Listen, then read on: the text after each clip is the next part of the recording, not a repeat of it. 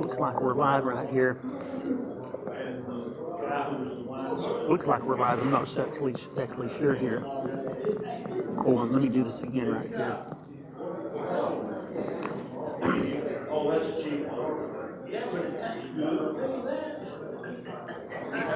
Okay, this is political editor and editor-in-chief Gordon Wayne Watts of the Register here at the whoa, what's going on with that right there? Why is it not working? I'm at the Immigration Summit with Congresswoman Laurel and who else? Oh, wait a second. It looks like I am live. Hold tight. Yeah, it looks like I'm live several different ways here. Congresswoman Laurel and retired Border Chief Clem are scheduled to come here and discuss immigration. So, let me see if I can flip this around right here. Let me see if I can actually get a live stream going two different ways. So, looks like I'm not getting a very good signal right here.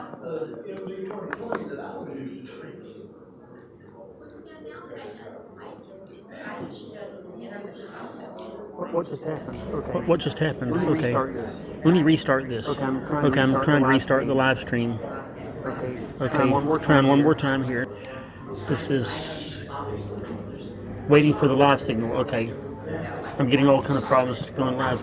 This is a political editor-in-chief of the Register, GordonWatts.com, GordonWayneWatts.com, here at the Bonnet Springs Event Center, and we're waiting for Congresswoman Laurel Lee and retired Arizona Border Chief Chris Clem to talk about immigration. It's the Immigration Summit. I hope to ask a question about getting funding and cutting down some pork. So here's the event center. Things are pretty calm. Waiting for a live signal. So I'm going to end this right here. At least I have some video.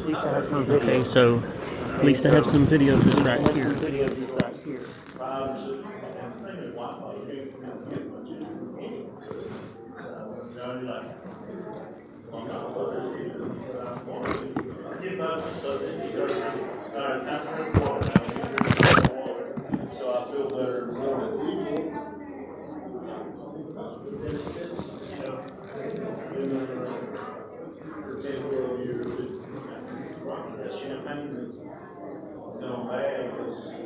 It's 30 years old.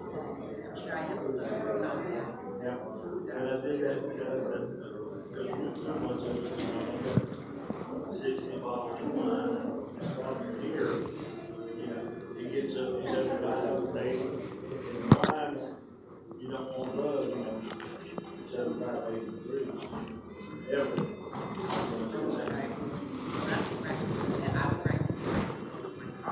Well, Florida. So this information would be about room temperature.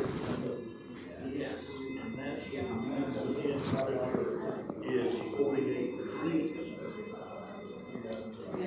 Europe, you can look at on here. Talk about room temperature wine in Morocco, which is where we're at. Okay, so it looks like it's working here. Let me flip it around right here. This is Gordon Wayne Watts, editor-in-chief of the Register, National Director of Contract with America Part 2. I'm here at the Bonnet Springs Event Center in Lakeland, Florida. And we're waiting on U.S. Representative Laurel Lee, Republican out of Florida's 15th line member of Congress, and retired Yuma, Arizona Border Chief Chris Clem. And they're planning on talking about border security, and I hope to ask why Congresswoman Lee has not cut certain prohibited pork funding that the Republican platform prohibits, so it can not only avert a crash of the dollar, but maybe free up some funding for the border. So let me flip this around here, and it looks like we're live for the event, and there's a business card here, and it looks like this is working here. Oh, it looks like I'm live. Whoa. What's that? Oh, those are all gone. Okay, well, I'll take one of these ones. Those are all gone. I did that about 4 female and boy. With all your housing, to clear it out the thing. You're about to throw it out in the trash. The thing is, How about the race model? What you got? And that way I don't have to worry about it. Alright, good afternoon, everybody. Laurel, I should have you up here doing this because you don't need the microphone. So, because we have such a small group and it's going to be a more intimate evening, if everybody could kind of scoot together, become friends a little bit, talk to people at the table. That way, if we get some people that come in a little later, they can scoot into the back. But first off, let me thank you guys for all showing up today. We're going to have a really good conversation with Border Chief Chris Clem, Congresswoman Laurel. We got some fantastic food from Chef Gaston, one of my idols in the office for a long time, so I hope everybody gets to enjoy the food. And, I want to welcome you guys to this amazing venue, this Palm Springs Center here in Lakeland. They've been fantastic, they've helped me out a lot. We have this great space, and just can't thank Palm Springs enough for the help that you guys have been doing. So my name is Vince Lismer. I am the Grassroots Engagement Director for Americans for Prosperity in Tampa Bay. The program today, like I said, we're going to be talking about the 4 pillars of immigration. Immigration policy has been a tremendous focus for AFP. Securing our borders is such a priority for our policy efforts that AFP partners with retired Chief Chris Clem. Chief Clem has more than 27 years of experience as an agent on the southern border, protecting citizens and upholding the laws of the United States. You may recognize him from Fox News and other media outlets highlighting the real crisis we are facing as a nation. Chief Clem will walk us through the 4 pillars of border security and discuss visa reform. So, and there will be time for some questions at the end of our presentation, and if you haven't yet, Tim, do we have a QR code? So we have a QR code that you can scan for the 4 pillars ebook. Also, we ask that each of you please take action with us on border security at the end of the presentation today. So, if you guys don't mind, if you please stand for the Pledge of Allegiance.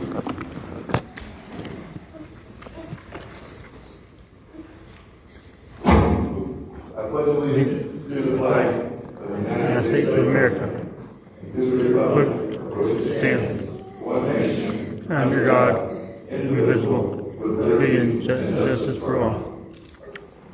So, thank you, Nancy. So, as I said, we have Chief Clem. If you'd like to come on up and get started on your program, and we have the lovely Congresswoman Laurel here, who's going to be joining us a little bit later to do some discussion. Yes, sir. You're all set. Well, good evening, everybody. Microphone working?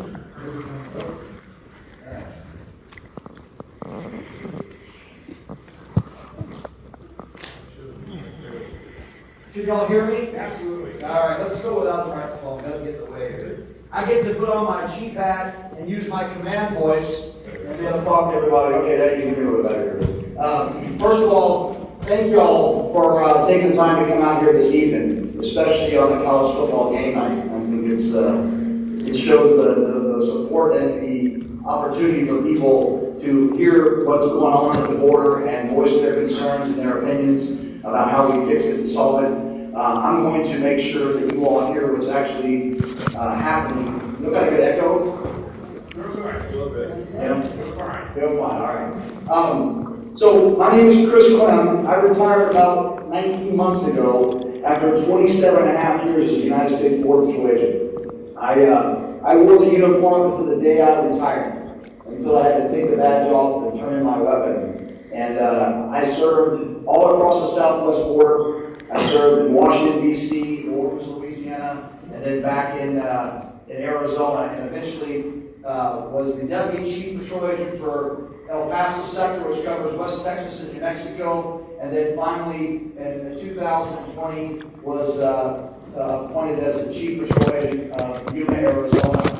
I did that for just over 2 years, and I can tell you that it was, I retired 5 years early because some of the things that were happening in this current administration and the impacts that was going on to the border and basically undermining and reversing what was, for my career, 25 years of progress and success. built up the blood, sweat, and tears of border ways, and it was a complete betrayal to the American people. And I was like, I was not going to have my integrity questioned. I wasn't going to have myself and my career tarnished by an administration that was not working for the people. I served as a patrol agent in charge of 4 stations. I've worked as a cannon handler, a firearms instructor, an intelligence agent. I've stayed out in the desert for days at a time on special operations. I've encountered known terrorists, drug smugglers, armed sicarios, cartel members. I've rescued lives. I have found dead bodies. I have been in countless 100-mile-an-hour pursuits, and I've actually been there where we're given CPR and agents that didn't make it and having to make that death notification, which is the toughest but the highest honor anyone can do is give an American flag to a fallen officer or agent. And I tell you all this not to toot my own horn or try to sound braggart, but to tell you when I talk about what I'm about to tell you, this is where it comes from. This is the lens that I'm viewing all this from. And I'm very passionate about border security because it's public safety, it's national security. It's about taking care of everything that is within our borders. I like to start off by saying, we have locks on our front doors. We have locks on our bedroom doors, our bathrooms. Some people live in gated communities. But when we talk about putting a lock on the front door of this country, it becomes a problem. It becomes vitriolic and xenophobic and racist and all of these things. When all we're trying to do is control who and what and where they come in to making sure that we're safe.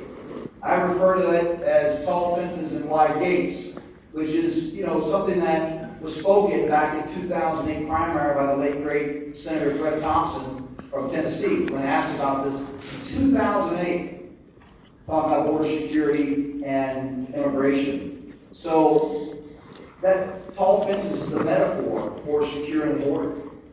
The wide gates is for those lawful pathways to make sure that we have the right people coming in, that we are encouraging lawful trade and travel and commerce and tourism and all the things that make America great, that encourage us to continue to grow and prosper, and that proper immigration system so that we have the right people, so that if people truly are being persecuted and being tortured and actually having reason to be here to use the system for good, to use the American dream as a beacon of hope, not to exploit it, take advantage of it, and receive benefits, and then call their brother and say, come on. Because that's what's happening right now. They've abused that system that was put in place to make America good, to make America prosper, and to save those that need America's help. For those that don't know, I want to make sure you understand the roles and responsibilities of the Border Patrol. We're not immigration officers. We have immigration authority. We can determine citizenship and nationalities, and we can process cases. We have all the authority. But our job is border security.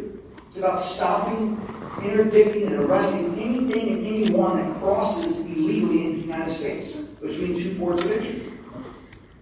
Anything and anyone that crosses, that is a crime. There is a vice president sitting in the White House that doesn't think it should be a crime or is a criminal. Well, it's been on the books since 1927. It's been a criminal code and been prosecuted since 1929. 8 U.S.C. 1325. One of the things that has been a problem and is the process. And when you hear about the immigration system being backlogged and the problems of a broken immigration system, those problems are very compounding. A lot of them have been done purposeful by poor policymakers and people up there, the unelected bureaucrats making decisions. When Border Patrol catches somebody, we can take 2 paths. We can prosecute you criminally for crossing illegally or any other nefarious crime you may be part of, or we can take an administrative action and remove you and put you in an immigration proceeding to get you removed from the country. If you're from Mexico, we can send you right back that evening from Port Ventura. If you're from Canada, and this is the northern border.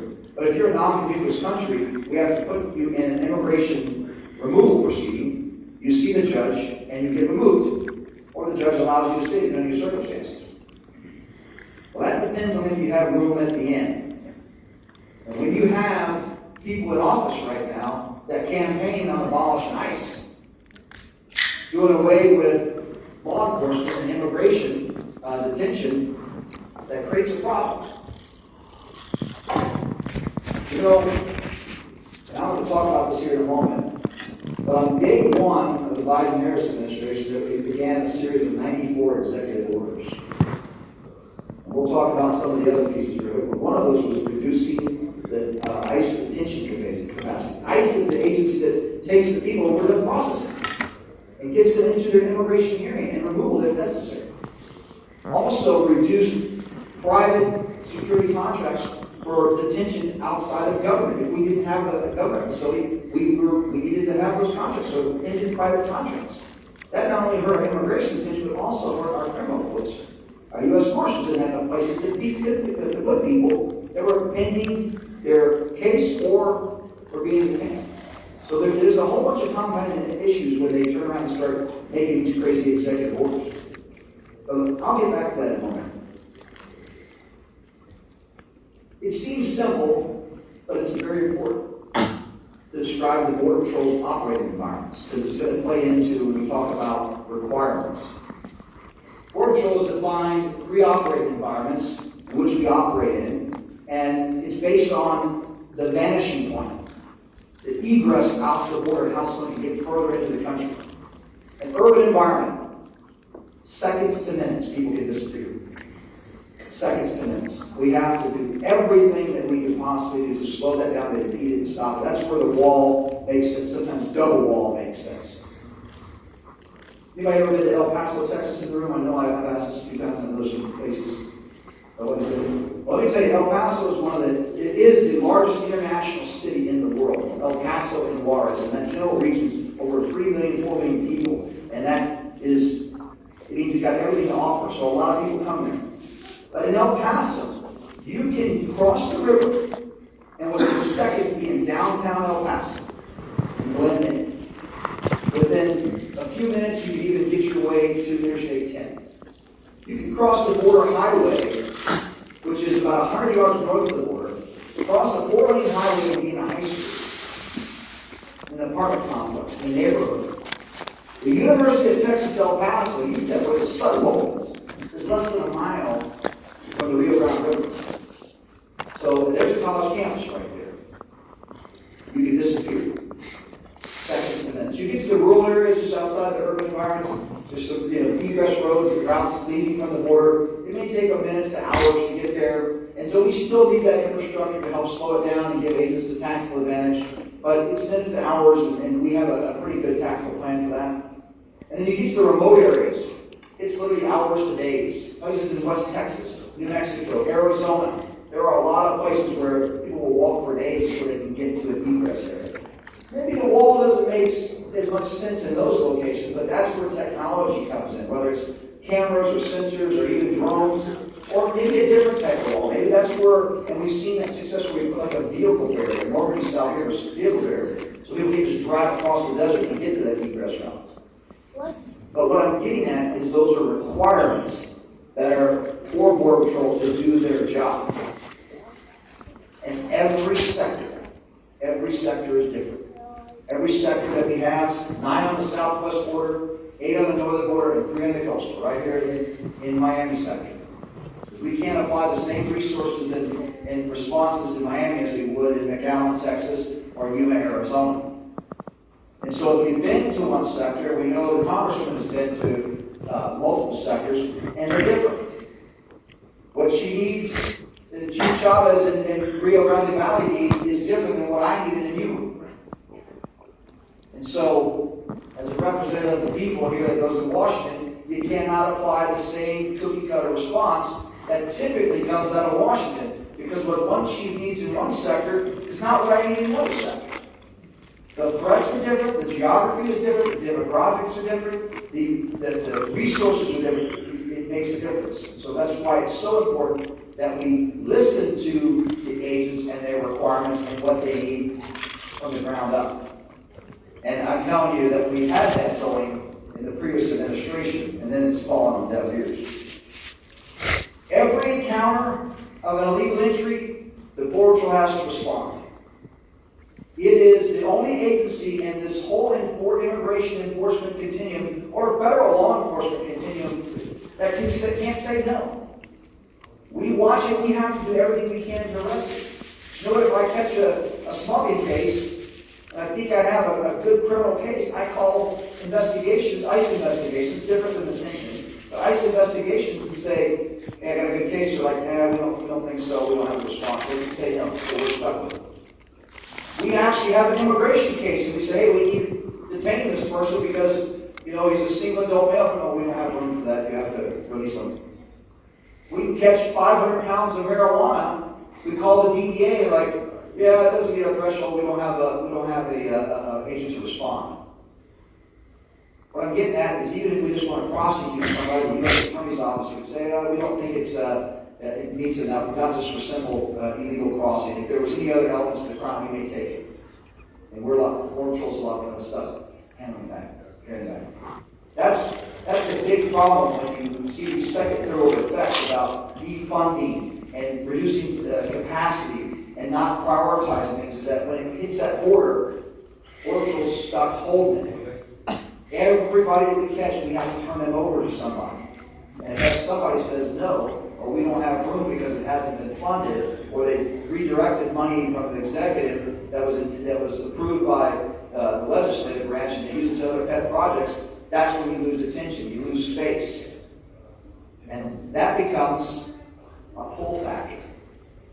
And the Congresswoman and I were talking a little bit about that tonight. I want to make sure people understood when you see some of these ridiculous things that come out about, why it's important to end, catch, and release. If there are no consequences, if there is no deterrence, what is keeping somebody from crossing the border legally if they know that they're going to spend a few days with Border Patrol, be housed, be fed, given medical opportunities, get their clothes laundered, have 2 hot meals, and be able to be released because there's no detention capacity? And a non-government organization is going to pay for their ticket and fly them somewhere into a sanctuary city who's going to take care of them. Where's the deterrence? Where's the incentive to not go? Well, if you're not living the best life and you want to do better, you think, hey, I can come over and make some false claim, and it'll be a couple of years before I can get a hearing to adjudicate that. I'm coming. And that's what's happening.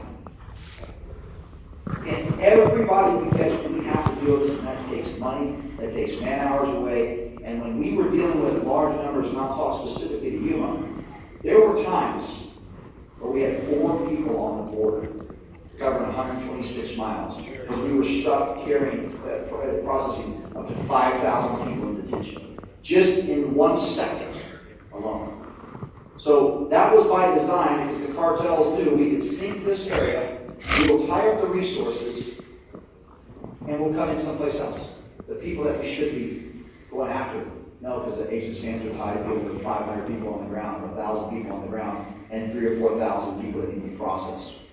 It's a big problem. Now, I want to tell you this, a little bit of a history lesson. 1994, State of the Union address. President Clinton was talking to the United States about illegal immigration and border security. He talked about commissioning Barbara Jordan, the Congresswoman, to do a study on the impacts of migration, legal and illegal. He talked about the 1994 crime bill that was passed and was going to put 100,000 police officers on the street to include border guards. That's his quote. You can YouTube it, you can see it. So in 1994, Clinton was pushing for border security. I was hired and entered on duty in 1995 under President Clinton. Every administration I worked for, and I worked for 5 of them, did something positive and progressive that was going to, and I use progressive in a good way, making progress to help us secure our border. I was hired under Clinton. He was pushing for more Border Patrol agents. We had 9/11, huge tragedy, world game changer, but it also recognized what we needed to do, that immigration had a national security risk, and an open border or a porous border was going to cause more problems. So Bush started our first national security plan, both for national security, but also from the Border Patrol's perspective. We started our first plan of personnel technology infrastructure. We started building infrastructure in the form of vehicle barriers and updating old landing maps, Vietnam era landing map that was used to to be a fence in California and parts of Arizona, replacing that with baller steel, actually reinforcing the border and making a lot of sense and a lot of progress. Even President Obama, because he wanted comprehensive immigration reform, negotiated and made deals with Congress to make sure that he secured the border. We built hundreds of miles of wall under President Obama.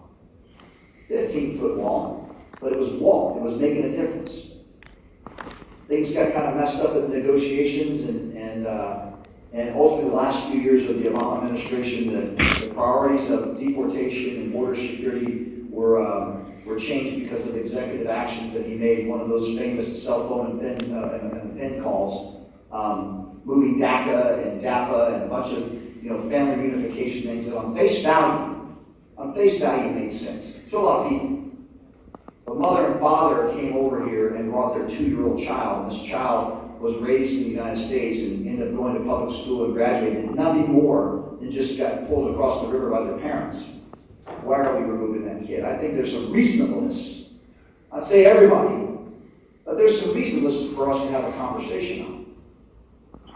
But what happened was that was a pull factor. People saw that as if we just get into the United States, we'll be allowed to stay here. The demographics changed in 2013-14. What was used to be, and for decades, what we encountered at the border, especially in the southwest border, were single adult Mexican nationals. 90% of the people we caught were single adult Mexican nationals that were coming over here for work. Usually day work, agriculture work, roofing work, some of those hard labor jobs, and they would stay for 9 months out of the year and then go back home. Sometimes they stick around and do some seasonal work, but that's what we counted. It was a cat mouse game. We had some bad actors. We had the drug smugglers and the true bad, gang members. They came across, but for the most part, it was single adult Mexican nationals. Few Central Americans, and occasionally you get somebody from around the world. But in 13 and 14, things changed. We started seeing an influx of family units, unaccompanied children, mainly Central Americans coming in. We started seeing the uptick of people from Haiti, Cuba, and South America coming up here. And that's when you had candidate Trump talking about the border, because the border had made so many headlines. You were seeing the images of what was going down in McAllen, the Sally Port, just hundreds of people, mainly kids, in Mylar blankets. There was a problem there. So when Trump was running, he made up this slogan, build the wall, right? We're going to build the wall. It made a lot of sense. It was a great rally call, build the wall, but what it was for border patrols was every requirement that we needed, that we'd been working for at that point, for 20 years of my career. Hey, progress was being made and all of a sudden it halted. Now you have a president, or a person running for president saying, we're going to finish this deal, we're going to shut this border down. There are bad people coming in, we're going to end this. We're going to end these people, that were, living off the system. And when he became President Trump, he basically said, let's build the wall. What's it going to take? And every sector was ready with their plan. It was more than a wall, people. It was the wall where it made sense. It was lights, cameras, access roads, sensors, policies, everything that delivered consequences to people that were violating law. And just so you know, not every place in the southwest border can even get to the border because the roads are so bad. They're maintained by ranchers and farmers, and one bad monsoon storm like we're dealing with right now in Arizona can wash out an entire area, and agents can't get to the border to do their job. So the all-weather access roads were so important. And we were making a difference. Numbers dropped dramatically. Agents were able to provide a consequence. We saw that source countries in the migration kind of die down because policies like the Migrant Protection Protocol that Remain in Mexico were put in place that were closing loopholes for those that were trying to take advantage of our asylum system. And then there was an election, and President Biden took over. And on day one, began signing those executive orders. And one of them was stop the wall. That stop the wall contract not only did it end, executive order, not only did it end the actual installation and the completion of the wall that was being built, it stopped the light system, the camera system, the sensor system, It accessed roads. He then ended remain in Mexico. He canceled deportations, put them on hold for no less than 100 days. He ended private security detention facilities, reduced ICE capacity by 50%. The safe third party, which, by the way, they just implemented again to some extent. All of that took place within the first 90 days. There was a total of 94 executive orders.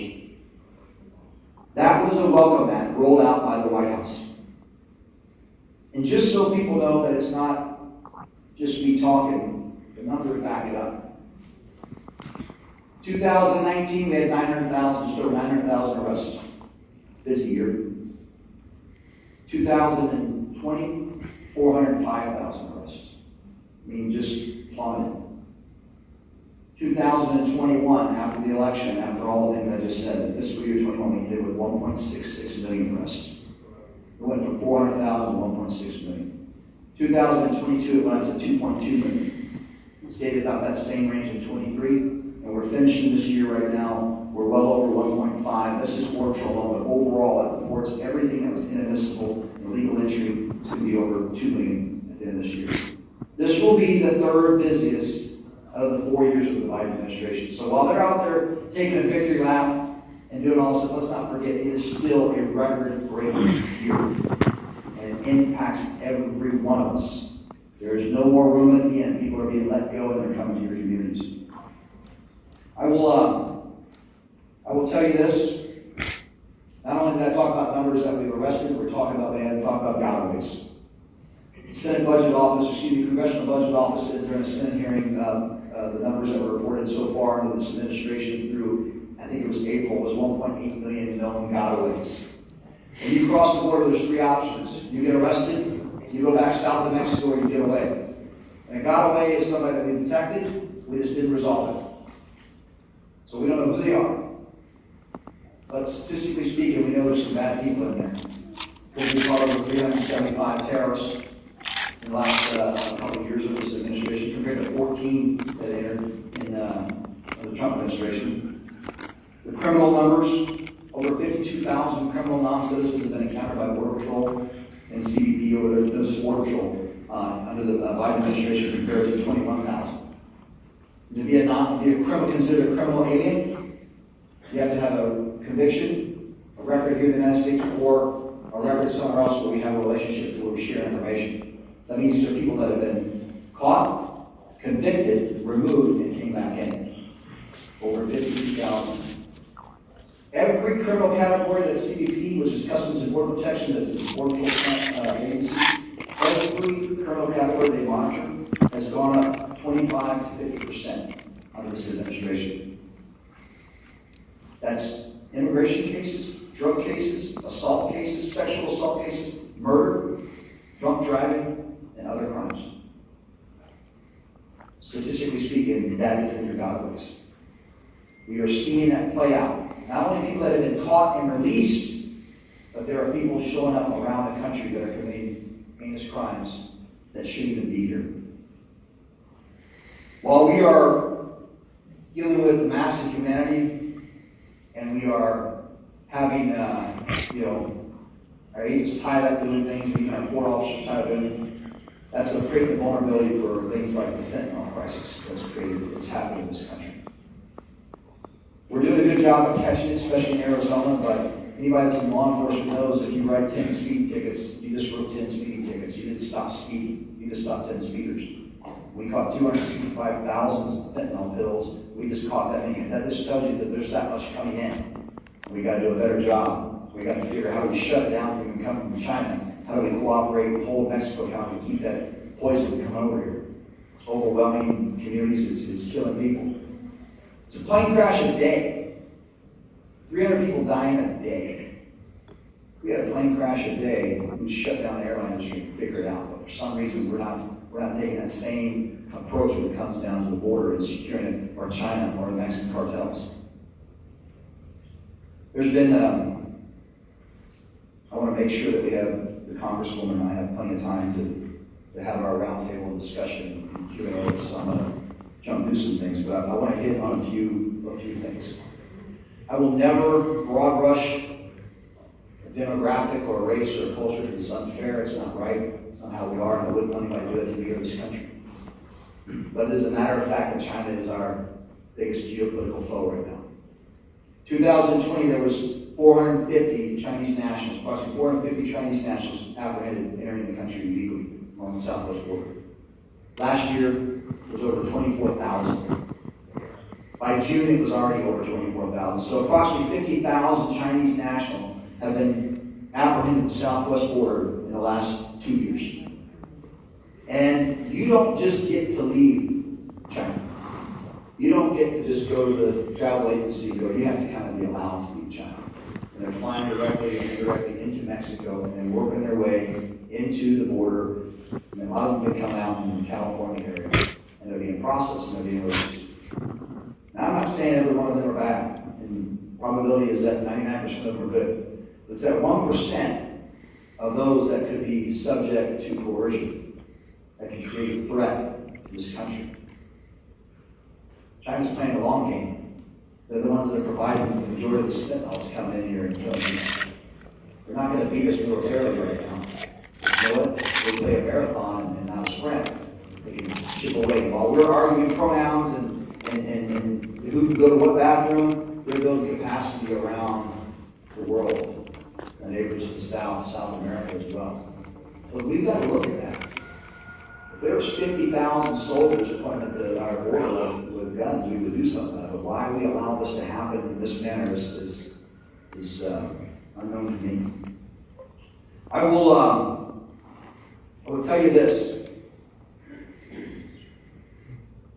Florida knows this, and I hope I don't touch a nerve or hurt a feeling, but I'm going to use a Cat 5 hurricane as an example of what's happened when it comes to our border. This administration was the front of that storm. Destruction, panic, chaos. What we're experiencing right now in the last month or two because of the fourth quarter of election season is the eye, where it's a little calm, it's a little clear, and you may even see some blue sky. But you'll know, and I know because I grew up on the Gulf Coast, the backside of that hurricane is the dirtiest and the nastiest, and can be devastating. And that's what would happen if we continue with these type of policies and this type of administration moving forward. That has said, we're going to welcome in up to 15 million more people, and we're going to bring in people that have been previously deported under other administrations to give them a second bite at the apple. I mean, these are the things that have been put forth by a progressive agenda that is not focusing on securing the border and public safety and national security. So keep that in mind and make sure, and I'm pretty sure in this room I've got people that are thinking the same way I'm thinking. But if you know people, if you've got voting age kids or grandkids or nieces and nephews, give them some sage advice about what is right for this country. You want to keep doing and having the fun things, you want to keep having an opportunity, you need to make sure you make the right decisions when it's time to vote. Because what's happening right now, especially from our border on up, is devastating and it could get worse. We absolutely have to secure our border. I'll tell you that I've partnered with Americans for Prosperity since last June. And they're called the advisor on border security and what it takes. And we came up with the 4 pillars, and I want to talk a little bit about that. Not too much, because I think it makes a lot of sense to a lot of people. The first pillar is secure the border. I mean, nothing on immigration reform, nothing when it comes down to making any changes to the immigration system and security of the United States starts if we don't get a secure border. Because that is the fundamental integrity and the framework of the immigration system. I think it may have been one of y'all's freshman congressmen from the state, correct me if I'm wrong, and compared this border crisis to Ellis Island. Ellis Island was 12 million people over 60 years.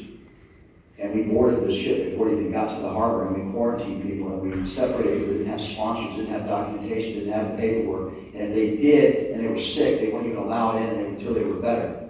And then we processed people in. We've let that many people, plus the gotaways in 3.5 years. This is no Ellis Island. So we have got to secure the border, and we've got to harden the ports, and we've got to make that the first and foremost thing so we can absolutely keep this country safe.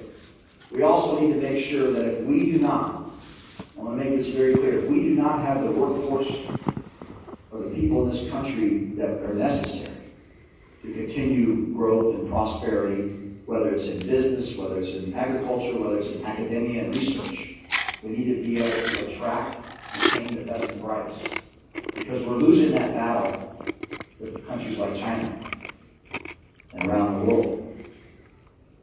We need to make sure, on that third pillar, is about clear pathways. To make sure that it makes sense. No one's going to read an 800-page visa change, or how do you come to the United States. We need to really make this smart and clear so people understand. And the reason why that's so important is because when someone doesn't understand, it makes them vulnerable, it makes them exploitable. And that's what's happening right now with people from around the world being told a book of lies, a bill of goods.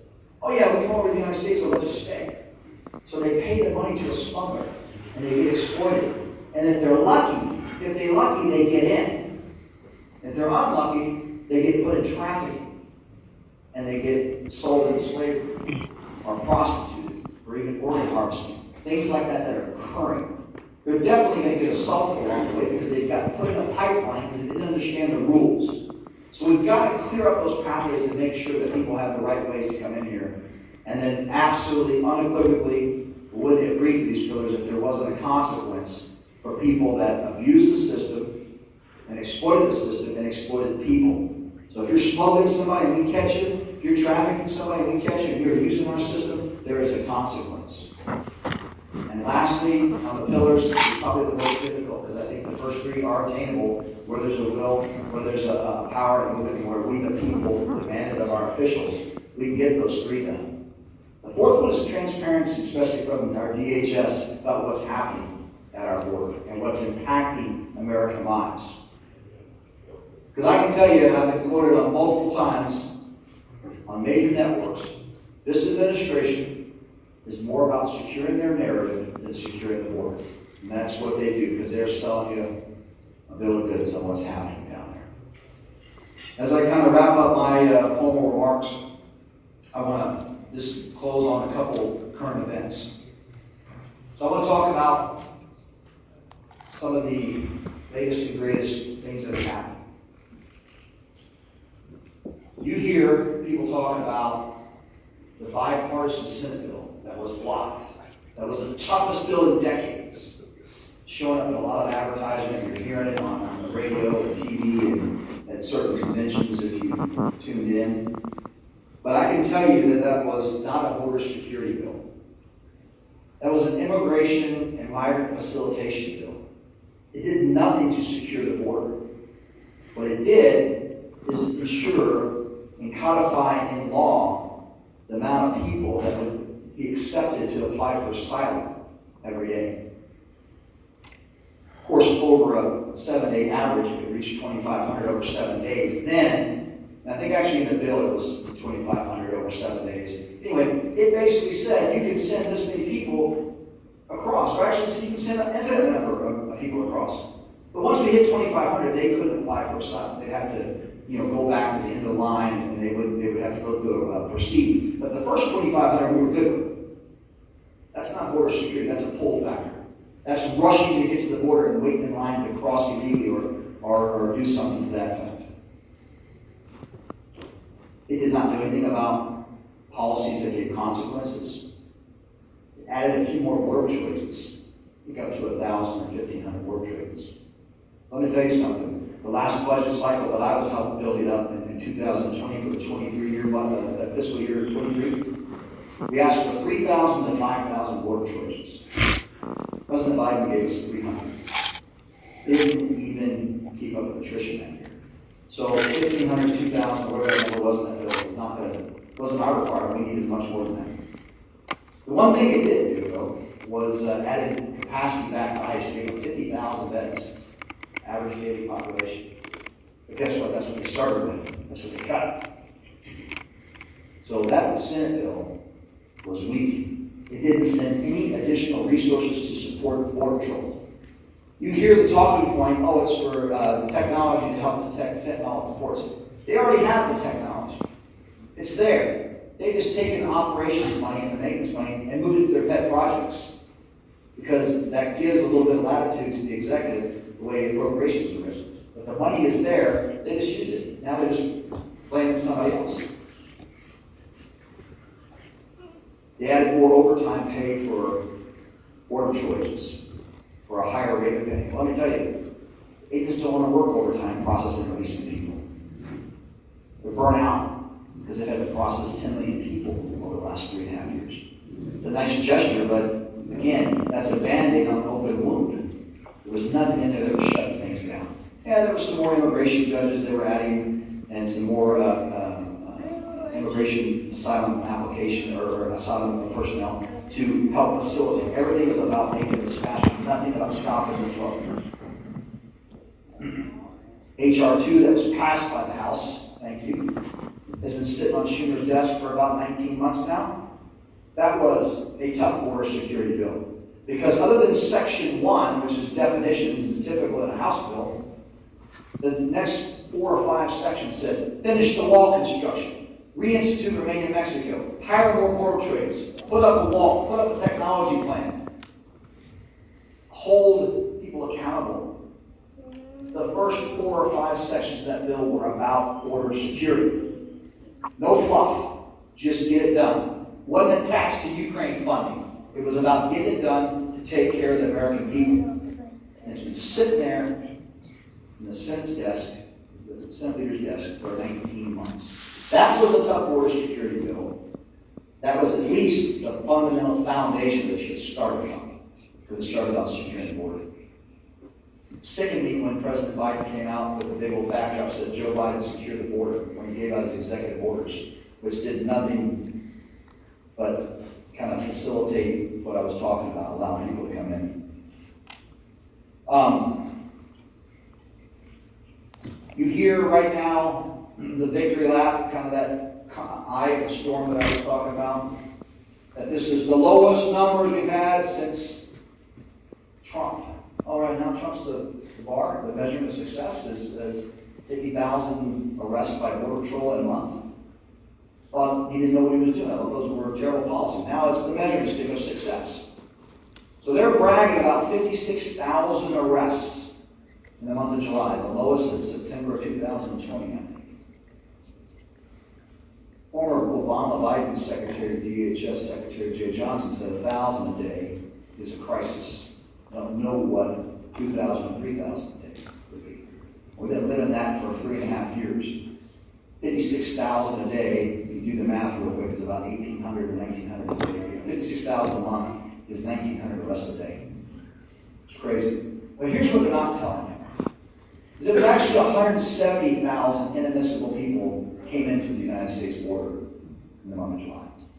56,000 crossed illegally that were apprehended by Border Patrol. 66,000 were paroled in and flown into the United States by an unlawful and abused parole system that this administration has been using, to include some several thousand from the northern border. And 47,000 inadmissible aliens showed up at the port of entry, got on the CBP-1 app on their phone, and scheduled a hearing, so they were allowed in. Now, Border Patrol is releasing about 55% right now of what they catch, because we can't hold women and children. So that tells you about 45% of the single adults are coming in, and they're most likely being held by ICE for a few days anyway, and then get released. So my fuzzy math tells me that's about 130,000 of the 170,000 that came in last month that were caught and released that go to the United States. So when they're bragging about all the success, they're misleading you. And lastly, you see a lot of ads about how the vice president is tough. They shut down the tough border. They shut down the tough borders existing when they took office. But I think it's pretty interesting that you see her in ads with Trump's wall in it, that they stopped.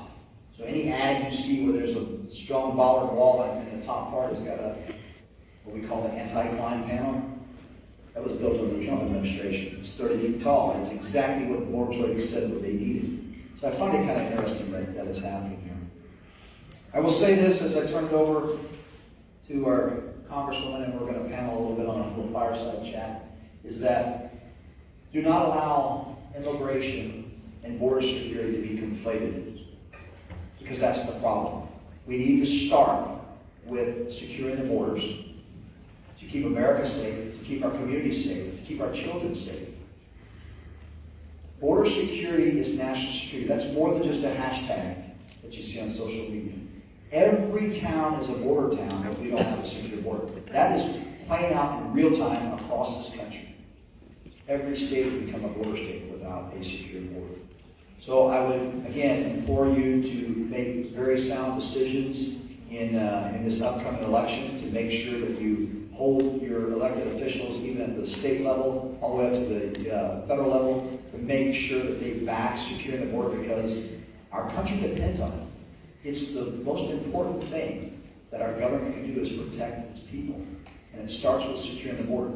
And we'll figure out the right way to continue to make this country be a beacon of hope for those that want to come to our shores and truly be persons who've been tortured that need our help. So I'm going to wrap up my comments there, and then I'm going to turn it over to Lance, who's going to kind of formalize what the Congresswoman and I will be doing. So thank you all for being here on Game Night.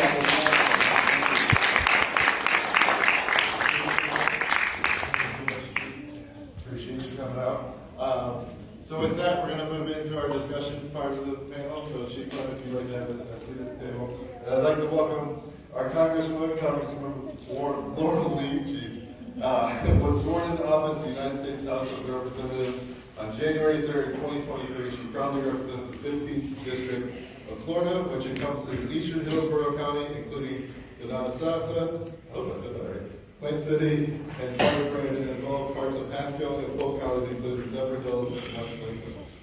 I will tell you, in 2022, I had the honor of knocking a whole bunch of doors for her when we endorsed her, so I'm so happy to have her here. Congresswoman Laurel.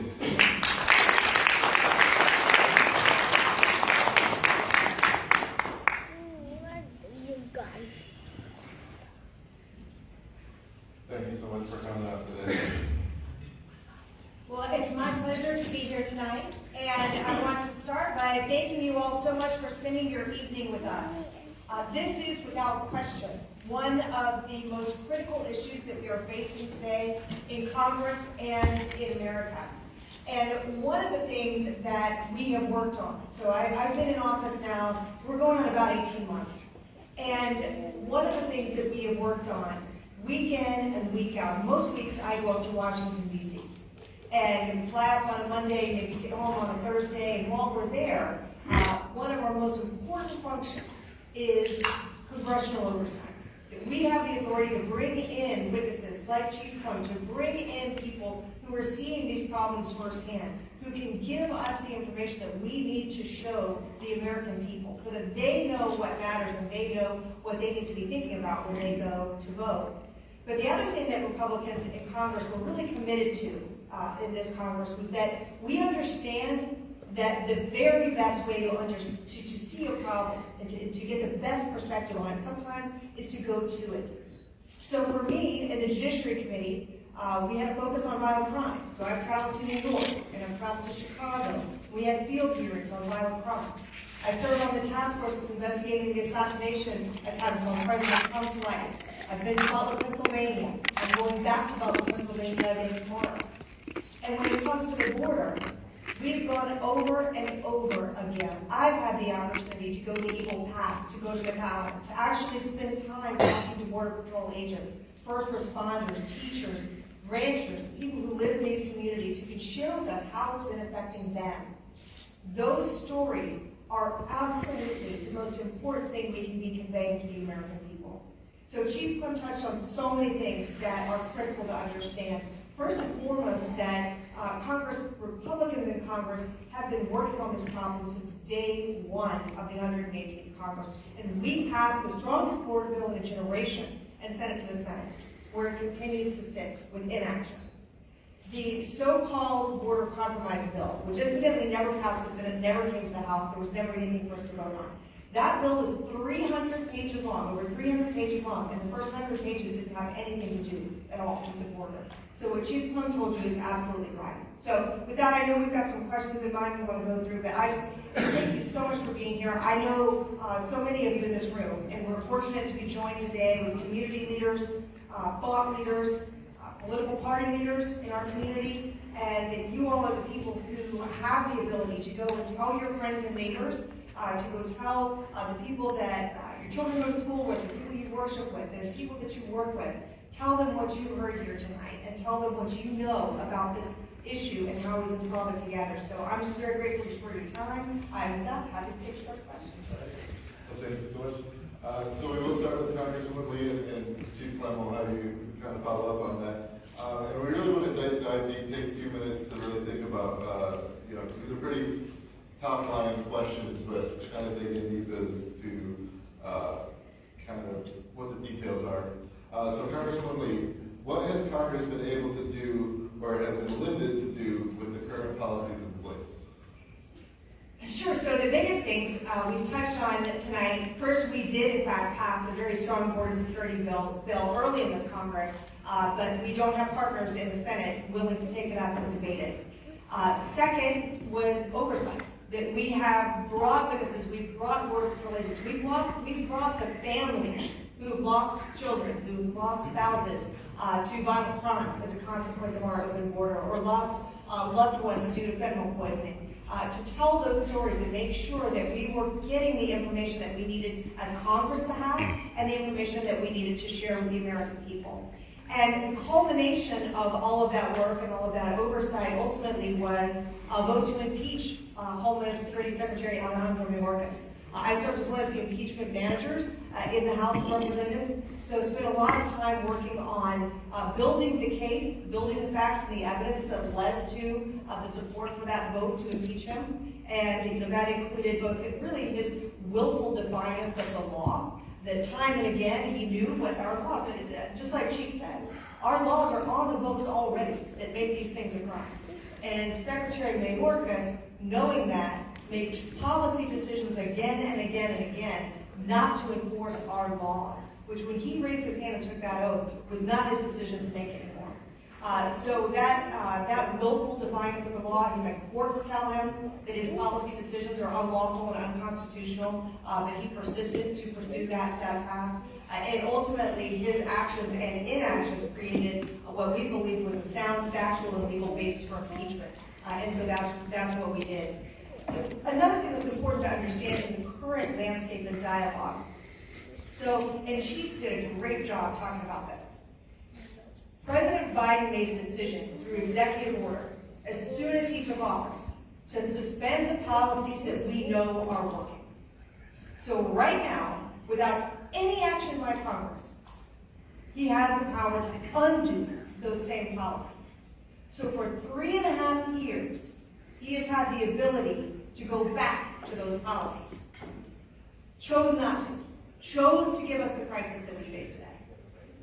Simultaneously, Congress can try to pass laws to eliminate that authority, to say, okay, we see that you've let go of the wheel here, you're not handling it, so we are going to make sure that the law catches all of this conduct, that the law makes clear what you must do. And that's what we tried to do with HR 2. But when they stand up and tell you that the reason we have a border crisis is because Republicans didn't take up this compromise, this is a compromise border. First of all, again, Chief Clem's absolutely right, that was not a border security bill. That bill dealt with a lot of things, including foreign aid and NGOs and all sorts of things that have nothing to do with securing the border. But it is absolutely false, and to a point that is just ludicrous to suggest that anything to do with our present crisis at the southern border is related to that policy concept that didn't end up taking root. Chief, do you have any follow-up for the specific policies that have been passed? No. You should be on. It should be. It's not. Oh, it's going to be funny what I was going to say. I got to tell you, I was. I don't want to talk after the Congresswoman because she made this some really good points, but I was very grateful when, they actually went through with impeachment in Mayorkas, knowing that it was, it was not probably going to get, taken up further by the Senate, but it codified what was going on. I had a relationship with Mayorkas since 2013, and it was always like remember the old Looney Tunes with the sheepdog and the wolf, morning Ralph, morning Sam? That's how it was every morning when I went to the NAC, which is the old DHS facility. It was like the morning secretary, it was like the morning chief, Clem, and then we'd go at it for hours. Because I was, at the time, I was the only GS employee. Everybody else was political or senior executives, and they just kind of kept their mouth shut. Worst thing he was going to do was send me back to the border, which would have been happy for me. But I will tell you this, this is all purposeful. It's by design, because we had a secure border. It was the most secure border that I had been part of for 25 years. So, as the Congresswoman said, this was by design. The authorities that the president has, because we want to make sure that the executive has some latitude. The Supreme Court even upheld that a year or so ago, that the executive does have the right to make some decisions. But we've got to be able to hold them accountable, and thank them as she did. So that's really just one or 2 cents on that. Well, Chief Clem, I may continue with you, and just kind of want to talk a little bit about the morale of the Border Patrol agents and really how that's being affected and what we can do at the congressional level to maybe improve that. Well, I can tell you that I was brought up old school that you go to work to get your job done, you get your loving at home,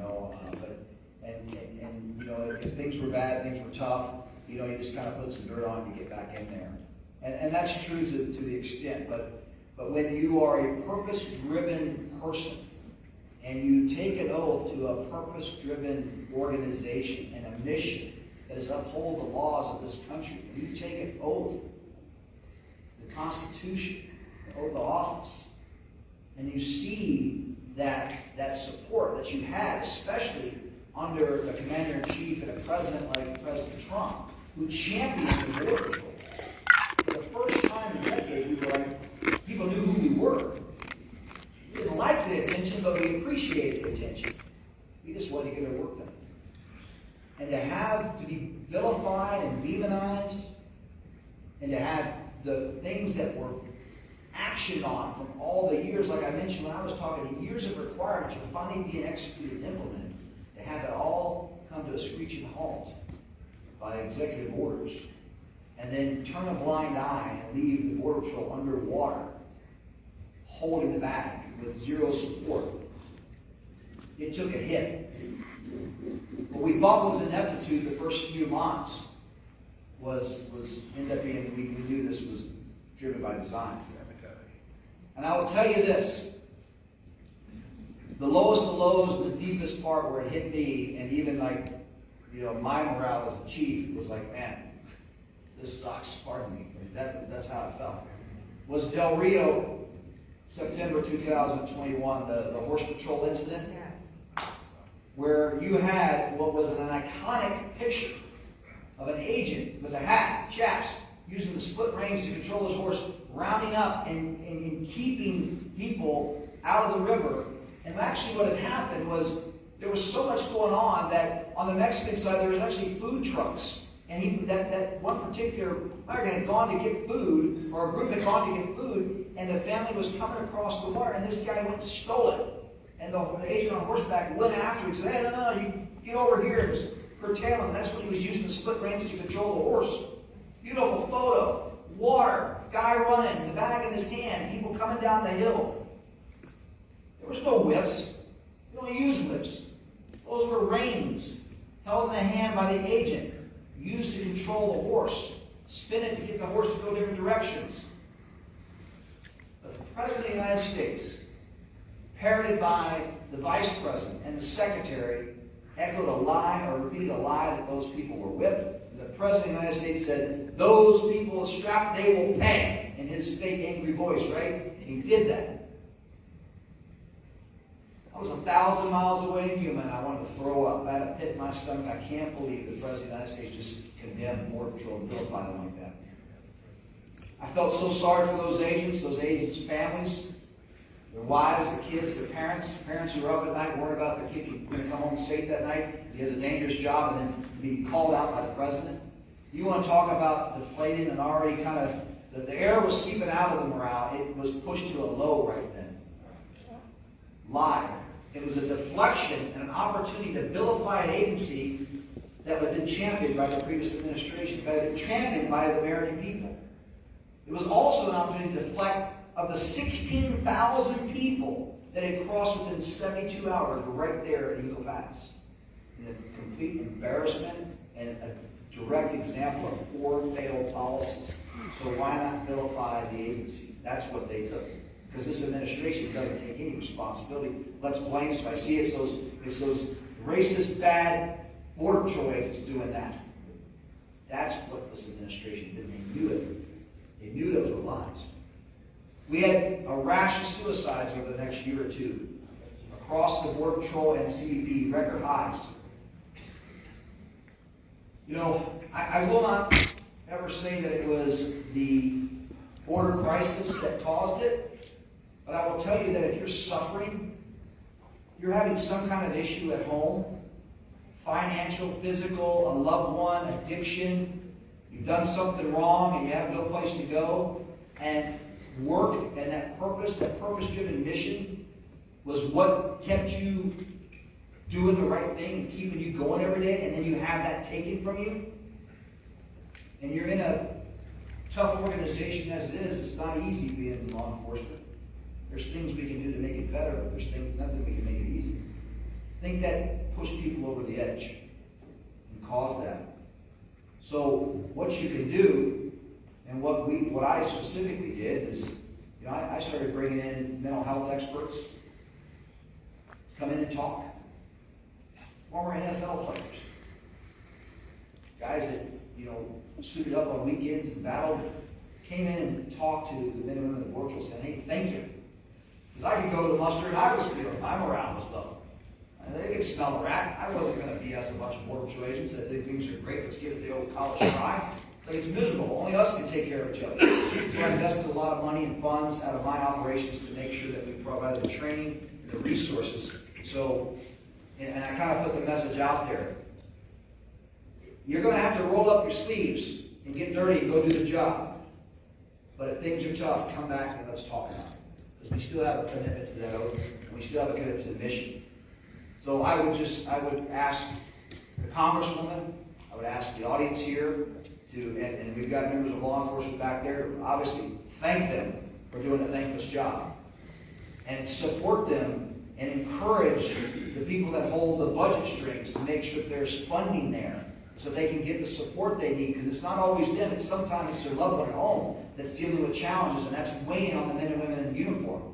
You want their head to be on right. You want their conscience to be clear. You don't want them worrying about something that's going on at home or problems. We want to make sure they have help and resources. So then if you have to call 911, or if you're in that time of need, or we have a threat coming across our border that we got to respond to, that their head is in the game. So support your men and women in blue and green and whatever uniform they wear. We wore green, so I always say support the green. But make sure that you encourage your appropriators, your U.S. legislators, your local and state legislators, and your local mayors and county commissioners to make sure your sheriff's department, your police departments, and everybody that's doing that job to keep us safe have the resources not only to do their job safely and better, but also to make sure that they know that they can call for help if they need it. So, thank you. I'm glad you brought that up. I would actually like to give a hand to the law enforcement officers that are in the back.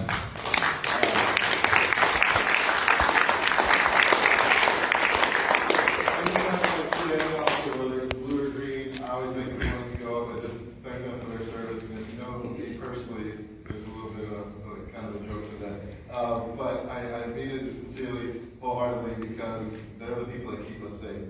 So Congresswoman Lee, we talked a little bit about the morale of these border agents and what Chief Clem thinks that we can do. So on a broader scale, we're looking at like crime overall. What are some things that Congress is doing now that can help, really the morale of everyone, all the law enforcement? Sure, and so one of the most important things that, I think that all of us who have an ability to communicate, an ability to speak to the public, have an obligation to do is to make sure that we are, first of all, telling and expressing the truth of the situation. That story about those Border Patrol agents who were down there on the border and had their actions in that picture so misportrayed, that is just tragic in so many ways.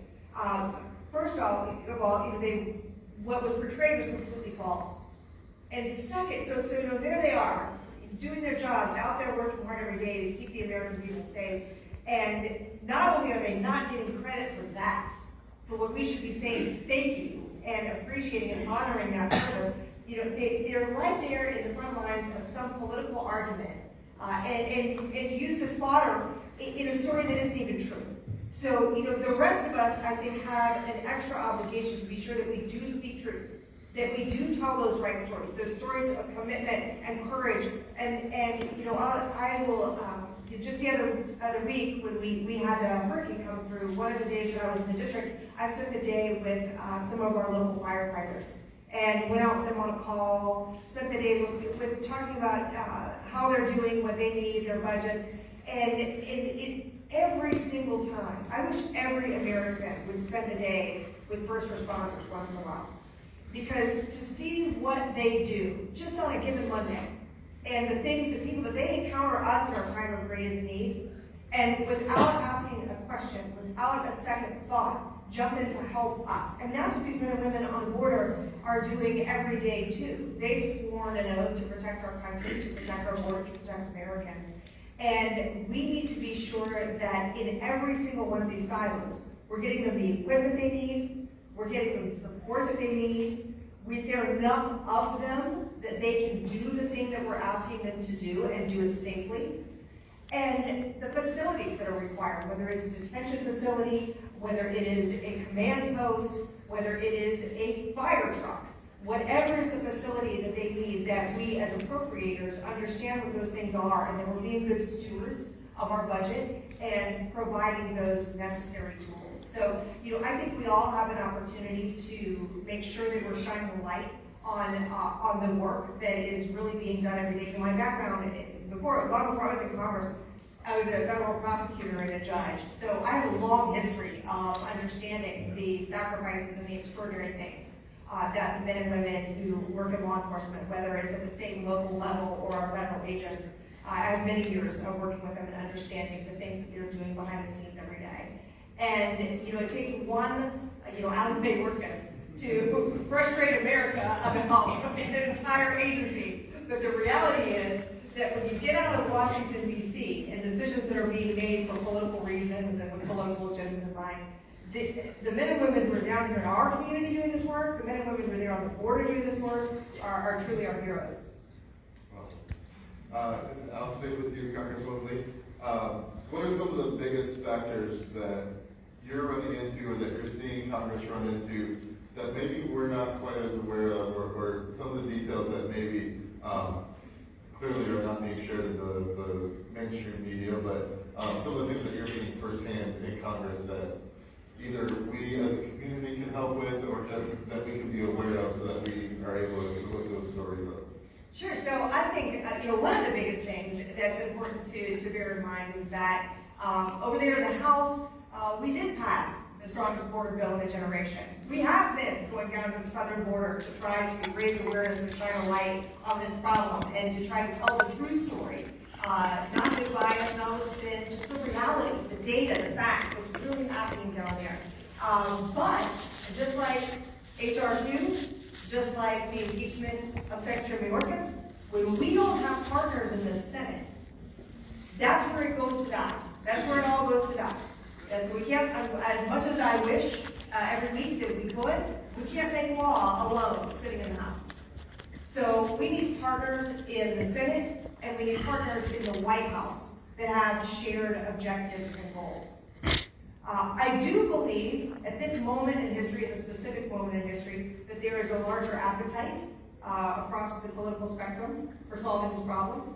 I attribute that to one thing and one thing only, and that is polling and then everyone, no matter what political party affiliation they have, realizes that much of America today is outraged at what we see. And so there's a growing appetite, I do believe, to try to solve this problem. But I agree with Chief Clem that how we got here in the last 3.5 years has been very deliberate, very purposeful, and has just led to an announcement of disaster. So one other thing there, and the importance here can't be overstated, that this isn't just a crisis of people. That with these people, when we decided that we were going to just release operational control of the border, the Mexican drug cartel will gladly step in. And the crisis of fentanyl trafficking, the crisis of human trafficking, the things that are coming along with, it's not just all of the people that our hospitals and our schools and our shelters can't support. You know, that in and of itself is a crisis for our country. But it goes so much deeper than that when we look at the real harm. The folks on the terror watch list, you know, one of them just a few weeks ago came to Tampa, flew to Tampa, person on the terror watch list. So it is an absolute, extraordinary, alarming threat to our national security every single day. So it is something that we have to keep, I believe, at the very top priority as we move forward. Do you have any follow-ups? If I can get this microphone. This will be easier. First of all, I want to, again, and she doesn't need me to put stop her actions because you can tell she takes care of business. But the field hearings are right. I actually testified one just a few months ago with Speaker Jordan was down there on the border talking about what was happening. And it's about we the people, right? I mean, they need to come down and see what's happening, and they're doing that. And, well, a lot of the Democrats will call that a political stunt. The stunt is what's happening at the border. You know, these field hearings are things that are absolutely necessary. So the audience, because not everybody can go to Washington, D.C. and be at a hearing. So coming down there and actually seeing people that have lived it and been exposed to this is important. So I commend Congressman for leading the charge on a lot of that and being down there. I'll also tell you the tale of two different federal prosecutors, right? So we've got one that's continued to enforce the law and taken up a role as a member of Congress, and then you've got one that just got impeached as a secretary who was a former federal prosecutor that claims he knows what's going on. So this is all by design. So I don't know if I'm actually adding anything to it, but when she talked about her background, it made me think about Mayorkas's background. Because depending on who you're talking to, he's a migrant, first-generation immigrant, and we'll talk to the advocacy groups about how important that is. He's talking to law enforcement. He was a federal prosecutor. He's put bad people in jail. Then why in the heck are you allowing this to happen on our border? He can't even find common ground. I will stop there. So, I'm going to go back to Congresswoman Lee. So, this question is definitely for both of you guys. Is that working? So, if we're able to secure our border and disincentivize illegal immigration, what are the next steps to help with safe entry into the U.S.? And I know Chief Clem, you talked about kind of the comparison between Ellis Island and I've heard that quite often, and really how big of a difference there is between what happened then and what happened now. So what are the best ways that we can move forward with safe entry into the U.S.? So first and foremost is that we have to follow our laws, right? That's how, we're a nation of laws. By following them, that's how we ensure that people are treated fairly, that they're treated equally. The people around the world know what to expect, what our legal standards are. Asylum is something that's supposed to be granted individually, one case at a time, based on very specific factors related to a person's circumstances and the home country that they come from. And Chief Clem said it very well. When you have people by the millions abusing the system, it stops working for the people for whom it was intended. And that's one of the other tragedies here, is that those who actually perhaps needed to use our system, use it lawfully, use it correctly, and then people around the world that have been waiting years to immigrate legally to our country. So the first thing that we need to do is just quite simply follow our laws, have leaders in Washington and agency heads who who are committed to doing that, who take their oaths of office seriously. It really just, start there in terms of, how we can be secure and how we can keep our nation safe. I will just kind of add to that only, as I spoke about it a little bit earlier, about the clarify and clear pathways. It's one of the pillars we talk about. There's a lot of onerous regulations and policies, and you've got to deal with 3 or 4 different federal agencies. And if you think going to DMV can be bad, try to deal with 3 or 4 federal agencies, that's crazy. So we need to be able to make it clear and understandable and rescind overpriced and ridiculous regulations that keep people from making the choice to come over here the right way or getting into the hands of the smugglers. I'll also add that this is based on we're going to get it right, and I truly believe we are, because Americans are fed up and we're going to vote the right way in November. I just want to add to that, the context here is we got a lot of cleanup to do once we get it right, when we secure that border. We've got victims of trafficking in this country, people that are in indentured servitude, sex slavery, all of that is real. We've got to go and bail out the water now once we fix the leak. So not only do we need to make sure that we secure the border and work on more clear pathways under the rules of the law, and we go out there and clean up this mess that was created over the last few years. And before we leave that one, I just want to follow up, because that is such an important point.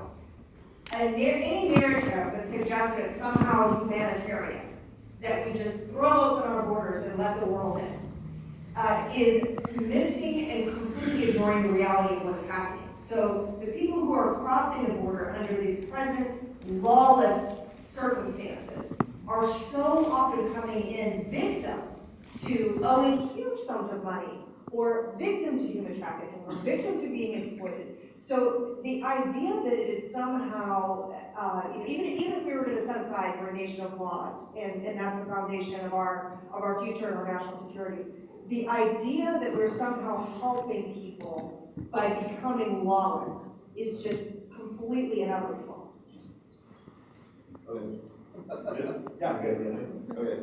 So Chief Clem and Congresswoman Lee kind of thinking about where we're going with this here, but I want to hear either the most passionate or wildest story that you have to share from the border. And Congresswoman Lee, I'd love to hear if there's any particular story that has come through your office that you've been able to help out with, or someone that has just really been out there with a story to share. So we'll start with Chief Clem. Okay, I've been asked this a few times in a few different ways, and there's a few different examples that I got. But we've talked about some tough stuff tonight, and difficult stuff, especially when we kind of dance around the human trafficking piece and the exploitation of people. So I'm going to go with what is, I think if I can't make a laugh or make a joke about myself, then what good is living life, right? You gotta poke fun at yourself. So this is actually a pretty funny story. It goes back many years. I was a dog handler.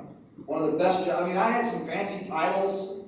I had plenty of like shiny stuff. I had a couple stars on my collar and a bunch of stars down my jacket. But the best job I ever had was a Border Patrol canine handler, because that was just me and my dog. And he listened to me, unlike half the people I led on the chief. So, this was back 1999, so we're going 25 years. I was working in Lawrenceburg, New Mexico, and we had a pretty good known dope trail. And back then, the drug of choice was this backpack and marijuana. And we had, this was near Playas, New Mexico. The old Phelps Dodge smelter you could see it for 25 miles and 360 degrees. And so people would walk towards that smelter. They'd parallel the smelter train tracks, and there was a couple highways that they could deliver dope to. And we had quite a few sensors out there, and we knew traditionally what was just the labor trails, or just the migrants going to look for the farms, or was this a dope trail? Well, one evening about right at sunset, there were three of us working the entire Bugio, but we had an operation going on with the New Mexico National Guard. They were flying around with their night vision night ops, so they could, just fly and stealth and see everything. Again, it was 25 years ago. Things were much more high tech. But the sensor went off, the first set of sensors went off, and I was working in the general area. And I was like, okay, well, I'll listen for the follow-up. Because we always had a primary, secondary, and tertiary, especially knowing that they can push, and they just take one left and go a different arroyo or up a different mountain pass. So I'm still working my traffic where I was, and I heard the second sensor. I was like, okay, this is going to be a good dope trail. I'm going to head that way. So I knew I had about 30 minutes to get there. I radioed to the National Guard that was flying over and said, hey, they knew the location. And they said, we'll head out that way. So we coordinate. So I get to where I'm going to have to get out of the vehicle with my dog. And I'm talking to the helo, and we're kind of coordinating. He says, we're going to go up high, and we're going to look. We hear that tertiary signal go off, and I'm like, all right, so they're probably about 10 minutes to my south, and should be about 200 yards directly to my west. I didn't have any night vision because we weren't equipped with all that at that time. It was just me and my dog. And his name was Onyx. He was a shepherd mix. And so the chopper is flying, and I can hear him, and he said, and they're flying, they're talking to me, and I had the dog on leash, and the plan was when they saw the subjects and me in the same grid through their scope, which means we were probably 100 yards away, I would let the dog loose, and they would turn their night sun on, the big light. Like, okay. So I'm doing the best I can, trying to be quiet. They're trying to get close, and they're like, "Okay, we got the heat source. It's right there in front of you. Keep going. They're underneath a tree." I'm all right. I said, "Fly around to see if there's anything else out there," because I was the only one out there. My backup was in the air or about 20 miles apart, and They do a circle, and they're like, no, that's it. That's all we see is the heat. It's 100 yards in front of you. Let us know. I said, well, I'm going to let the dog loose. I'm talking quiet. I'm not having this loud conversation. And so I let the dog loose. I give him his command, and he takes off. And I said, as soon as you see the dog, light it up. And I hear him say, he's on it. He's on him. He's on him. And they light it up. And I'm running as fast as I can, and I get hit with the most god-awful smell that I ever smelled before.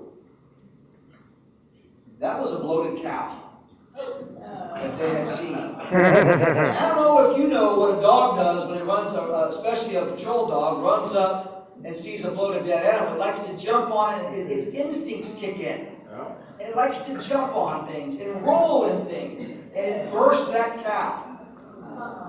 And I mean, oh my gosh, now my dog, and he is so happy. He's got entrail, he's just tongue out, this is great, Dad. And I'm just, it was putrid, I didn't know what to do. And and they're like, oh, hey, you all right down there? I'm like, yeah, it was a dead cow. Where did the group go? And they're like, we don't know. So they lit up, and they went about a quarter mile, and there was actually more cows on the trail. It was the cows that tripped the sensor. But this was one that they weren't going to the dead cow, they went around it.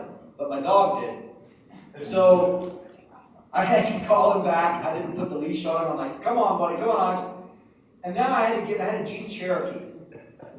That's all I had. So it was a small, it wasn't these fancy canine rides. It was an old berry kennel strapped down inside the back seat that was laid down. I get him into the Jeep, and I'm like, my head's out the window driving. I was fortunate enough to have a cell phone. And I lived in a ranch about 10 miles from where I was. And I hated to do this because I knew it would make my wife nervous, but I called her and I said, everything's fine. Don't ask me questions, but could you put the Dawn and some Pine Sol out there on the porch? And she's like, what happened? I said, well, just don't come out till I tell you. And of course, I had to bathe him and hose off the inside of the truck and then the Jeep and all that stuff. But again, I had it all over me too, because he's all proud, and he's going to come up and rub up on me and all that. So I made a point of when I met with that chopper crew that they need to get their eyes examined a little bit. But anyway, that was again a little self-deprecating humor that I had to deal with this dog that was a complete mess, and spent another hour cleaning out the kennel. And I can still smell that to this day. That was 25 years ago. So I hope that y'all find the humor, because we talk about dark things when we were dealing with the border, and that was just something that, again, 25-year-old story that still resonates with me today is a funny one. Well, I'll tell you, I love a good working dog, and so I'll give you just a quick one from my federal prosecutor days. I had indicted a guy for robbing a bank, and it was a case where everything that could possibly go wrong did. The bank surveillance camera is not working.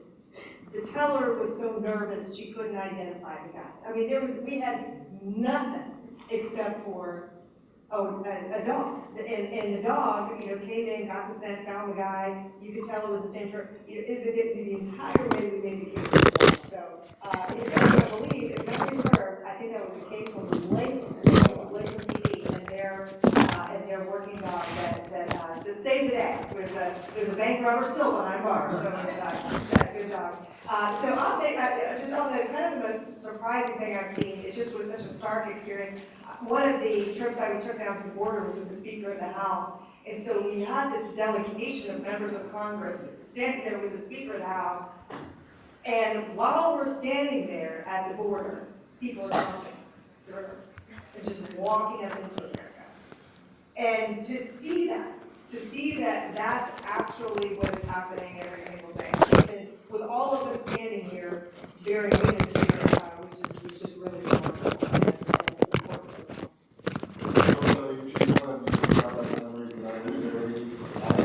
Every summer I used to work on a dairy farm, oddly enough in Butler, Pennsylvania. But that smell will never goes away. It was very distinct. And as the congressman mentioned, the dog's the best thing. I mean, they never gave me any lip. All I had to do was pet them, give them food, and it was my best partner there. I worked here for a little over 3.5 years. He was an older dog when I got him, and he was a family pet for 7 years until we finally had to put him down here. For a working dog to live over 12 years, that was pretty impressive. So I'm going to reference Butler again real quick for the next question. We've all seen the chart, this chart, in fact, he actually said he was going to sleep with it last night. I was a little weird in his press conference. But talking about that chart, talking about those numbers, we're currently seeing more than 2 million yearly illegal crossings. Have you seen it ever be this high before, or do you see this as a newer trend, or is it something that we can amend pretty quickly? I'll start with Congressman Lee. This is new record highs, and during this administration, it's just a stunning departure from history and the numbers that we have seen in the past, and it is but I do think, on the positive, that it's absolutely going to work, because we saw President Trump do it, and it's just that simple. So when he came in and prioritized policies like building the wall, which is the physical structure that makes it easier to secure that border when you can't have an agent every 3 feet, the wall, remain in Mexico. And to achieve that, yes, you have to be a strong world leader. You have to be able to get other countries to work with you, to recognize that they bear a role and need to be a part of solving this problem. Ending the catch and release policies, ending the abuse of the asylum process, these are the policies that we know were working, but we absolutely can get back to those with the right leadership in our country. How the chart started, y'all can't see this, I know, and how it ended. The chart started with me in Yuma, Arizona, giving that to a congressional delegation and a state congressional delegation that came down. They took pictures of it, and we started building off of that. So that's it back in 2021. So that chart is very, very important. It tells the story. Because, a picture can tell 1,000 words. And that chart, which we're referring to, is the one the President's referring to in Butler, tells you exactly where we were along those timelines. And you can see, as the Congressman pointed out, when we had this in place, the numbers were down. Or when the numbers were high, we put this in place, they went down. I mean, it's not that difficult, folks. The job is difficult. Like I said, nothing easy about law enforcement. But we've got solutions that'll make it better. we don't get it right, it's only going to be worse. And Chief Clem, what made you decide to partner with AFP? And could you elaborate a little bit about the Secure Border, Securing America initiative? Yeah, so, you know, I as you heard during my opening remarks, or the opening part of my remarks, I did 27 and a half years as a border patrol. I retired 5 years before I was mandatory. Federally, we have a 57-year-old age limit. And so I retired because a couple of reasons. One, and the most important was I had been stationed and lived away from my wife and kids for 9 of the last 10 years of my career. Loved the job, very fortunate, but you know, weekend commutes and flights and stuff over takes its toll on the family. Family's great. I was just ready to be with them. And again, when I saw what was no longer an ineptitude, and when I tried to bring truth to power and fight the man and push back, and I knew where that line of insubordination was, I stepped up to it and leaned as far forward as I could, but I knew I wasn't ever going to sacrifice my integrity. So I made a decision, and I was asked to stay. I said, no, I looked at my numbers and I said, this isn't worth it. You know, I actually made myself make money because I didn't have to pay rent. I could be home with my wife and kids. But I still had, you just don't turn it off. The only thing that's changed about me is I had a flat top for 27 years that I cut and maintained every week. And I shaved 7 days a week because I figured if I could shave Monday to Friday, I could shave on the weekends. So I tried to grow my hair out, and I'm trying that some more in the beard. And I figured that Arizona summer, or my wife would tell me to get rid of it. And I survived the summer, the second summer now, and she kind of likes it. We'll see where we go. I may look different next time you see me. But my heart and my passion, you just don't turn it off. If you cut me, I'm going to bleed red, white, blue, and Border Patrol green. And they needed a voice. They needed a voice. I still will never divulge anything that would be inappropriate or classified. But I'll tell you the facts and the truth to that extent. And we got an opportunity to partner with Americans for Prosperity. They wanted to make border and immigration an issue. And I told them, I said, if we're going to do something that's going to make a difference, that sticks to these principles of law and order, that finds the right sweet spot between border security and lawful immigration, I'm all in. And I would go out there and tell that story. And they said, yeah, we want to hear it. We want to take you to the border so you can explain it, but we also want to bring the border to the people because we can't bust millions of people down to the border. This is my 16th state and probably my 50th event that I've done with AFP in the last year. I flew in from Wisconsin on Thursday to be here for Friday and Saturday.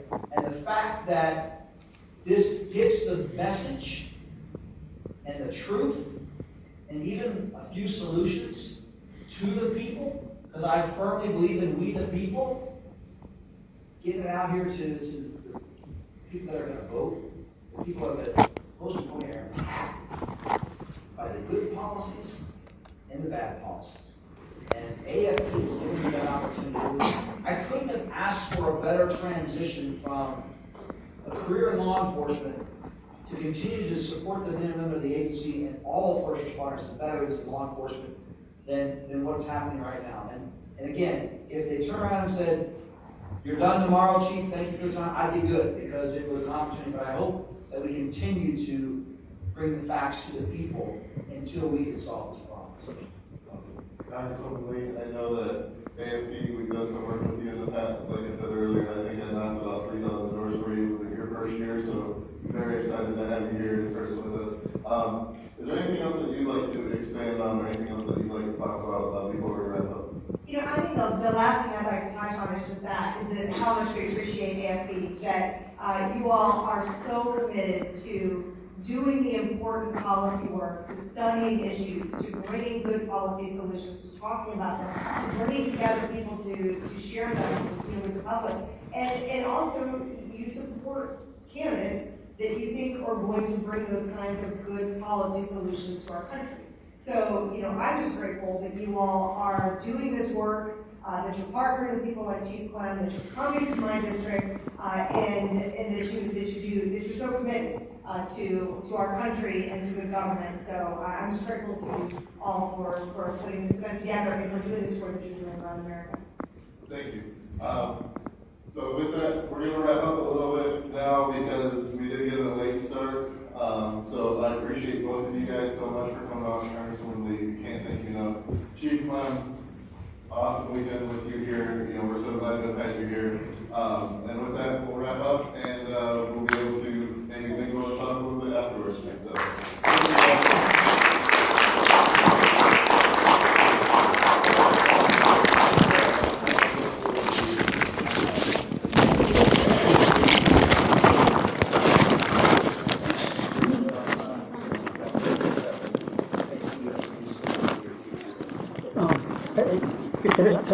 I was told that I could ask questions during the question and answer.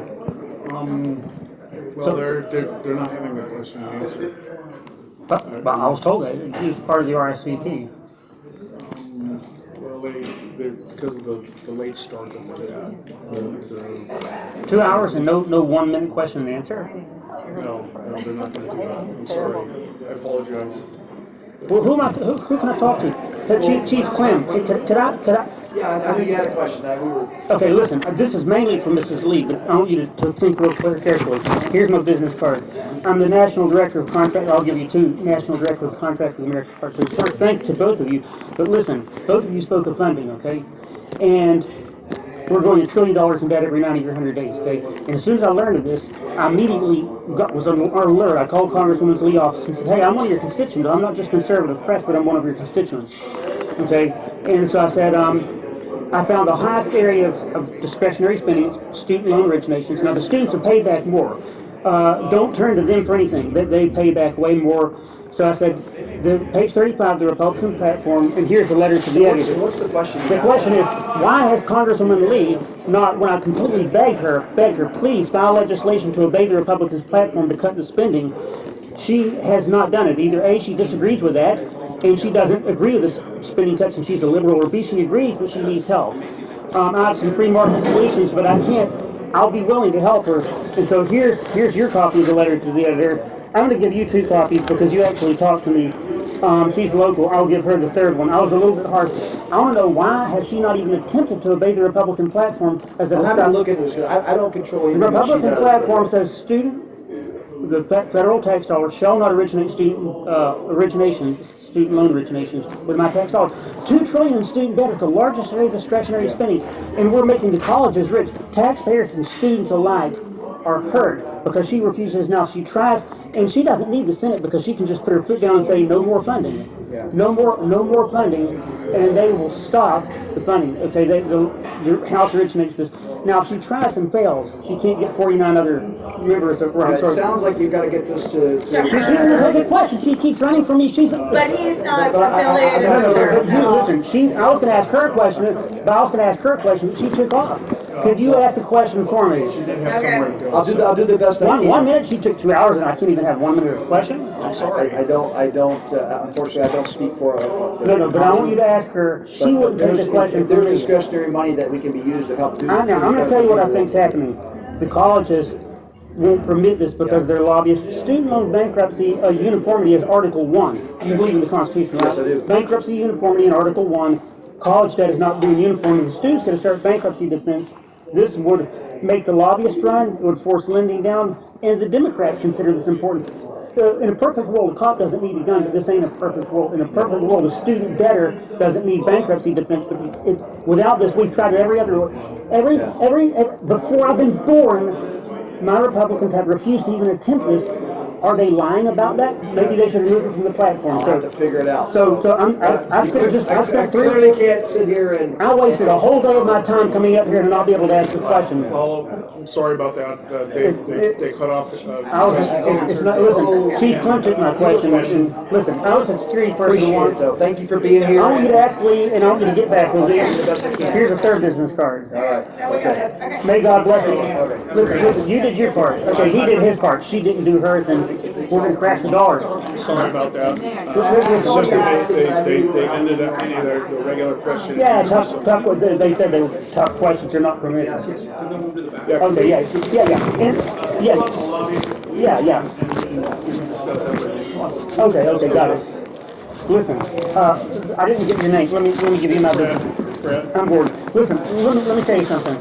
I'm an angry conservative, but I'm a Christian person and a law-abiding person. Oh, I understand. And I was once a security officer, and I may actually still be. But the point that I'm making is I did all the right things. And if she doesn't, it's not just her. I mean, if we don't get this under control, we're going to crash the dollar. And of course, it won't be border security funding. So, Well, yes, I understand.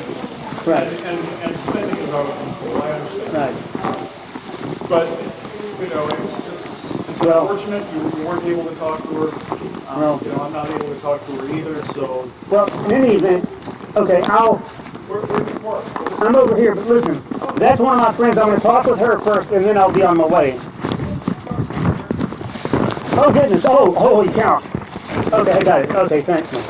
Okay, that's got it. Hey, Megan. Hey, Megan. Hey, hey, Megan. Listen, I wanted to, Yes. Okay. I can just give you my card. I'm still on the phone. I'm sorry. Yes. I already have your card. Remember, you speak Gordon. I remember. Listen, I want you to convey apology to the Congresswoman for me being a little bit harsh, but I want you to get an answer. I was supposed to have a chance for a question and answer. I'm sorry. I have to take this. I'll give this to her for sure. Okay, I'm just looking. I mean, I appreciate it, Mr. Locke. okay. Listen, I did my part. I mean, listen. Okay. I could have slept in today, and I could have said screw it, and we would definitely crash the dollar. And we go $1 trillion in debt every 100 days. The money for you guys and the border is not going to be there because they just keep printing it up. Oh, goodness crap. So in any event, oops, that's right. So the point that I'm making is I'm angry, but I'm angry because they're mistreating you by depriving you of funding. The money is going to these $1 million university presidents, and there's a lot of other things. That's just the cheap one. But I'm trying to get funding for you. I'm protecting your butt, you know, and mine too, because you know, we're all a team. And look, it's a hard job. There's lobbyists from the universities, the banks, the loan servicers, the money changers, or am I being redundant? So I'm parking the tan Scooby van back here. So the point Oh, that yes. You remember, you talked to me when you drove up. oh yes, that's right, I got here early. I'm bad with You talked faces. to me when you drove up. Yeah, I'm bad with faces. And now thanks for talking to my memory. It's okay. In any event, the bottom line is the question that I was hoping to ask her. Maybe you can get through to her because she's afraid of my questions. I'm too conservative or too tough or something. The question that I would like to see if you can ask her, and give my business card. Let me give you that because Well, I've got it. oh no, just go ahead and take one for a friend. I have plenty. Here's the question. What's your name again? Brad.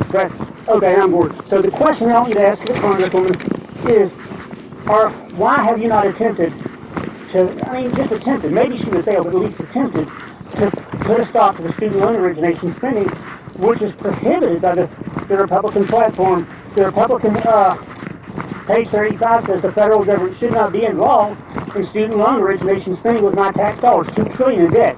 Now, it's all on paper because the students have repaid it, but it's going to go in reverse. Either A, I'm a liberal, I don't agree with it, and if that's the case, I want to find out why. Or B, I'm trying, but I can't do it because there's problems. And if there's a problem, I'm an angry person, but I'm a Christian first. And if she has a problem, I'll offer some solutions, or I'll go down, I'll give it my best try. So the bottom line, I want to find out why she's not even trying, and she has given her word to be fiscally conservative, and it's in the Republican platform. Hey, shoot.